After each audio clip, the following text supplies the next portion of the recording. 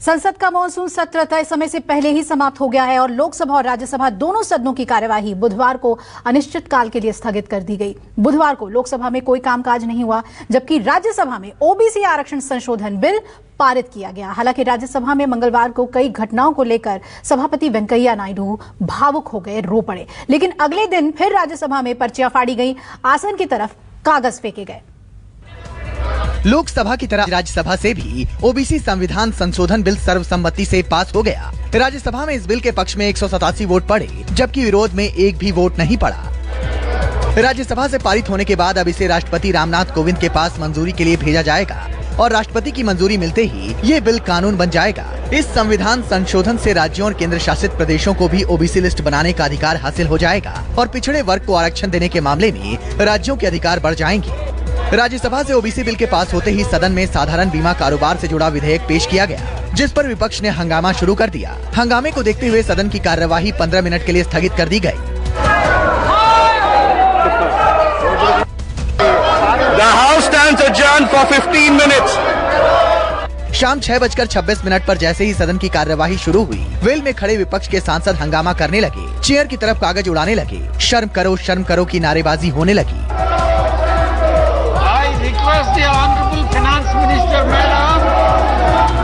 हालांकि सरकार की तरफ से पेश ओबीसी संविधान संशोधन का तमाम विपक्षी दलों ने पुरजोर समर्थन किया, लेकिन सदन में इस पर चर्चा के दौरान सांसदों ने जोरदार तरीके से अपना पक्ष रखा। ओबीसी वर्ग को न्याय दिलाने के लिए बिल सदन में लाया गया और इस सदन के सभी माननीय सदस्यों ने अपनी प्रतिबद्धताओं के हिसाब से दल की विचारधाराओं की बात रखी यहाँ पर, लेकिन बिल का जिस तरह से समर्थन किया गया है वो वास्तव में एक स्वागत योग्य कदम है, ऐतिहासिक दिन है। बात यहाँ पर हो रही थी मंडल कमीशन का सपोर्ट किया, मंडल कमीशन का सपोर्ट किया। अरे सदन के अंदर तो कम से कम झूठ मत बोलो। आपका इतिहास है, स्वर्गीय विश्वनाथ प्रताप सिंह जी की सरकार ने जब मंडल कमीशन लागू किया था तो आप कमंडल लेके निकल गए थे पूरे देश में। 2024 में नरेंद्र मोदी जी के लिए खुल जाएगा सत्ता का द्वार, मोदी जी हो जाएंगे प्रधानमंत्री पद पर सवार। कांग्रेस और विरोधी दल वाले रोज बोल रहे हैं हाय हाय, कांग्रेस और विरोधी दल वाले रोज बोल रहे हैं हाय हाय, लेकिन नरेंद्र मोदी जी दे रहे सबको सामाजिक न्याय। 2024 में जनता करेगी आपको बाय बाय। सुबह जब राज्यसभा की कार्यवाही शुरू हुई तो सभापति वेंकैया नायडू भावुक हो गए। नायडू ने कहा कि मंगलवार को सदन में जो घटना हुई उसको लेकर वो रात भर सो नहीं पाए। This sacredness was destroyed yesterday when some members sat on the table, some others climbed on the table of the house. I have no words to convey my anguish and to condemn such acts as I spent a sleepless night.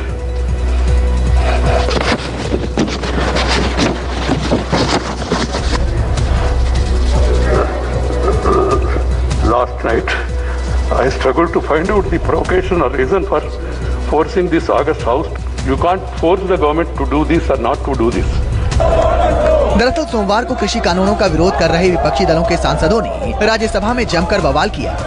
विपक्षी सांसदों ने महासचिव की मेज पर चढ़कर उस पर कब्जा कर लिया और जमकर नारेबाजी की। मेज पर चढ़े कांग्रेस नेता प्रताप सिंह बाजवा ने आसन की तरफ रूल बुक ही फेंक दिया। हालात ऐसे बने कि सदन की कार्यवाही दिन भर के लिए स्थगित करनी पड़ी, लेकिन बाजवा को अभी इसको लेकर कोई अफसोस नहीं है।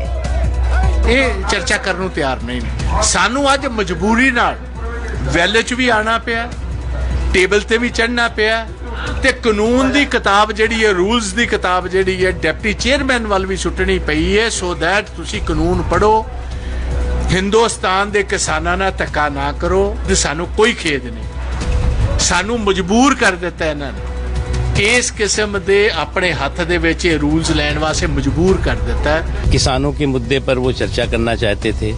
सरकार ने भी और चेयरमैन साहब ने भी राज्यसभा में तय किया कि किसानों के मुद्दे पे डिबेट होना चाहिए, डिस्कशन होना चाहिए।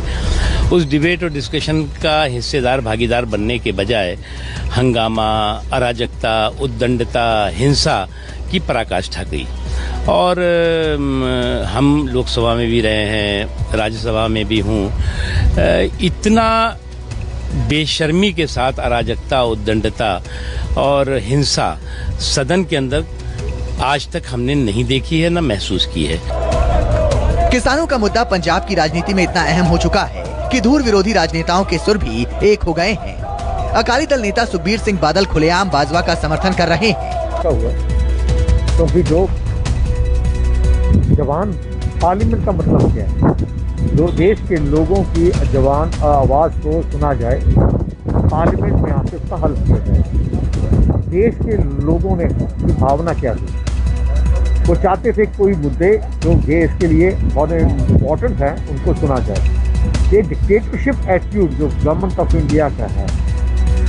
इधर पेगासस और कृषि कानून के खिलाफ विपक्षी दलों के हंगामे के बीच लोकसभा की कार्यवाही अनिश्चितकाल के लिए स्थगित कर दी गई। संसद की कार्यवाही तय समय से 2 दिन पहले स्थगित करने को लेकर विपक्ष ने अपनी नाराजगी दिखाई।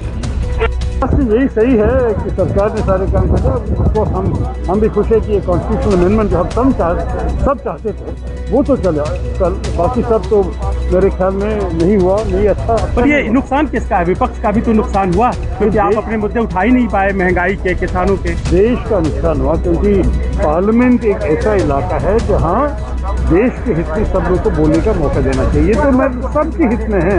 लेकिन सरकार ने कहा कि इसकी वजह विपक्ष का अहंकार है। सदन चलाने की और जरूरत नहीं है और सदन अचानक बंद हो गया है। सरकार की तरफ से, सत्तारूढ़ पार्टी की तरफ से शिकायत दर्ज करने में कोई कमी नहीं होगी हमारे खिलाफ, क्योंकि उनका एक ही मकसद है कि विपक्ष को छोटा दिखाना और सच को गुमराह करना। हम लोग यहाँ हवा खाने नहीं आते, आम लोगों की बात रखना हमारा फर्ज होते हैं। ये फर्ज निभाने का मौका सरकार को देना चाहिए, क्योंकि सरकार की ये जिम्मेवारी होता है सदन को चलाना।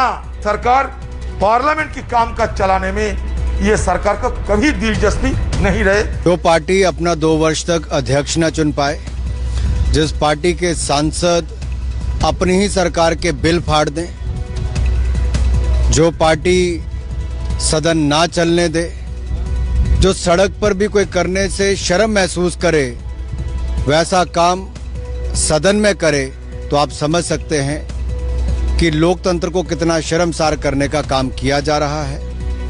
देश की जनता ने जिन्हें सांसद बनाकर भेजा है अपने मुद्दे उठाने के लिए, वो चर्चा में भाग ना लेकर चीर फाड़ करने तक आए हैं, फाइलें फेंकने तक आए हैं।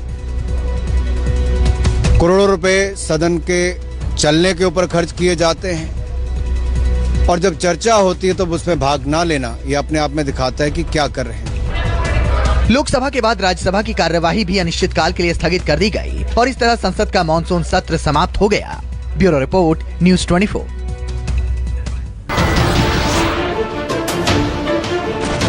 नमस्कार, मैं हूं मानक गुप्ता। अगर आपको हमारा ये वीडियो पसंद आया हो तो इसे लाइक और शेयर जरूर करें और हाँ, हमें सब्सक्राइब और फॉलो करना ना भूलें ताकि आप देश और दुनिया की कोई खबर मिस ना करें। तो जुड़े रहिए हमारे साथ और देखते रहिए न्यूज़ 24।